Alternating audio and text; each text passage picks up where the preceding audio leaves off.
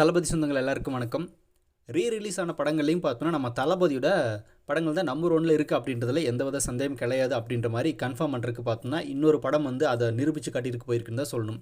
என்ன திரைப்படம் அப்படின்னா ரஜினி அவர்களோட படையப்பா திரைப்படத்தை பார்த்தோன்னா அவரோட பர்த்டே அன்றைக்கி 2 டேஸ்க்கு முன்னாடி ரிலீஸ் பண்ணாங்க. அந்த திரைப்படம் ரிலீஸ் ஆச்சு. ரிலீஸ் பண்ண திரைப்படங்களே இது வரைக்கும் பார்த்தோன்னா ஹையஸ்ட் கலெக்ஷன் இருக்குது அப்படின்னா லைஃப் டைமும் சரி டே ஒன் கலெக்ஷனும் சரி அப்படின்னா அது நம்ம தளபதியோட கில்லி திரைப்படம் தான்.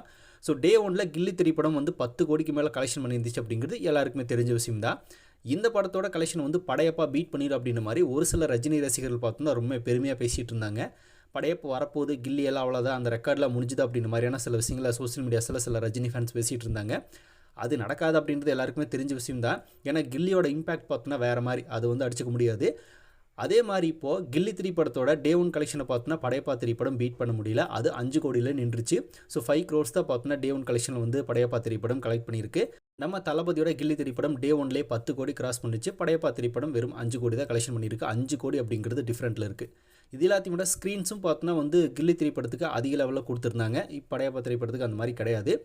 இப்போ அடுத்தடுத்த நாட்களில் பார்த்தோன்னா தளபதியோட ரிலீஸ் ஆன கில்லி திரைப்படத்துக்கு ஸ்க்ரீன்ஸும் இன்க்ரீஸ் பண்ணிட்டு போயிட்டு இருந்தாங்க. இப்போ படையப்பா திரைப்படத்துக்கு அந்த மாதிரி ஷோவோ பார்த்தோன்னா அதிகமாக இன்க்ரீஸ் பண்ணல. அது நார்மலாக அப்படியே தான் போயிட்டுருக்கு. டே ஒன்லேயும் தளபதியோட கில்லி திரைப்படம் தான் நம்பர் ஒன்ல ரிலீஸில் அப்படிங்கிறதுல எந்த மாற்றம் இல்லை.